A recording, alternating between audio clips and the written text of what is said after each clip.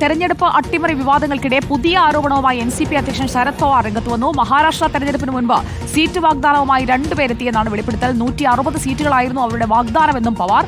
എന്തുകൊണ്ട് ഇത്രകാലം പുറത്തു പറഞ്ഞില്ല എന്നായിരുന്നു മുഖ്യമന്ത്രി ദേവേന്ദ്ര ഫട്നാവിസിന്റെ ചോദ്യം. അപർണ കാർത്തിക ചേരുന്നു നമുക്കൊപ്പം. Aparna Karthika, good morning. എന്താണ് പവാർ പറയാൻ ഉദ്ദേശിച്ചത്? ആരാണ് രണ്ടുപേർ? എന്തായാലും രാഹുൽ ഗാന്ധി ഒരു വലിയ ആരോപണം ഉന്നയിച്ചതിന് തൊട്ട് പിന്നാലെയാണ് ശരത് പവാർ ഇത്തരത്തിലൊരു വിവാദം പരാമർശം നടത്തിയത് എന്നുള്ളത് കൂടി ശ്രദ്ധേയമാണ്. അതുകൊണ്ട് തന്നെ ശരത് പവാറിനെതിരെ തിരിയുന്ന ഒരു അവസ്ഥ കൂടി ഇപ്പോൾ വന്നിട്ടുണ്ട്. കാരണം ദേവേന്ദ്ര ഫട്നാവിസ് വളരെ ഗുരുതരമായ ഒരു ആരോപണം ഉന്നയിച്ചത്. ഏത് കാലത്താണ് രണ്ടുപേർ ഡൽഹിയിലെ വസതിയിലെത്തി തന്നെ കാണാൻ വന്നത് എന്നുള്ളത് വ്യക്തത വന്നിട്ടില്ലെങ്കിലും 2024 നടന്ന നിയമസഭാ തെരഞ്ഞെടുപ്പിന് മുന്നോടിയായാണ് വന്നത്, സംസാരിച്ചത്. അതിനുശേഷം അവരെ രാഹുൽ ഗാന്ധിയുമായി പരിചയപ്പെടുത്തി തുടങ്ങിയ കാര്യങ്ങളൊക്കെ വ്യക്തമായിട്ടുണ്ട്.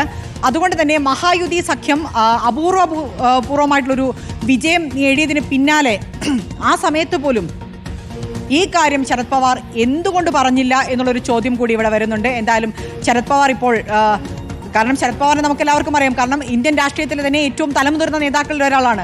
ഇത്തരത്തിലുള്ള രണ്ടുപേർ സംശയാസ്പദമായ സാഹചര്യത്തിൽ 160 സീറ്റ് 288 നിയമസഭാ സീറ്റിലെ 160 സീറ്റിലും വിജയം സുനിശ്ചിതമെന്ന് പറഞ്ഞുകൊണ്ട് തന്നെ രണ്ടുപേർ സമീപിക്കുകയും അത് തെരഞ്ഞെടുപ്പ് കമ്മീഷനെ അറിയിക്കുകയോ അല്ലെങ്കിൽ മറ്റേതെങ്കിലും തരത്തിലൊരു വാർത്താ സമ്മേളനത്തിലൂടെയോ മറ്റ് പ്രതിപക്ഷ പാർട്ടികളെയോ എല്ലാവരെയും അറിയിക്കേണ്ട ഒരു ഉത്തരവാദിത്വം അദ്ദേഹത്തിനുണ്ടായിരുന്നു. അദ്ദേഹം അത് നിർവഹിച്ചില്ല എന്ന് മാത്രമല്ല, ഇത്രയും കാലത്തിന് ശേഷമാണ് ഇങ്ങനെയൊരു തുറന്നു പറച്ചിൽ നടത്തുന്നത്. അതും രാഹുൽ ഗാന്ധി ബംഗളൂരുവിലെ ഒരു നിയമസഭാ മണ്ഡലത്തിലെ തെരഞ്ഞെടുപ്പ് അട്ടിമറി ആരോപണം ഗുരുതരമായി ഉന്നയിച്ചതിന് പിന്നാലെ മാത്രമാണ് ശരത് പവാർ ഇത്തരത്തിലൊരു ആരോപണം ഉന്നയിച്ചത്.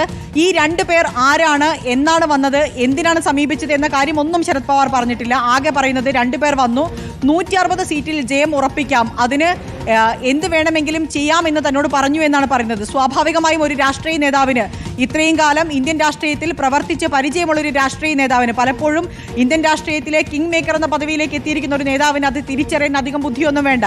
പക്ഷേ അദ്ദേഹം ആ കാര്യത്തിൽ അന്ന് മൗനം പാലിച്ചു. അന്ന് മാത്രമല്ല, അതിനുശേഷം ഇത്രയും കാലം മൗനം പാലിച്ചു.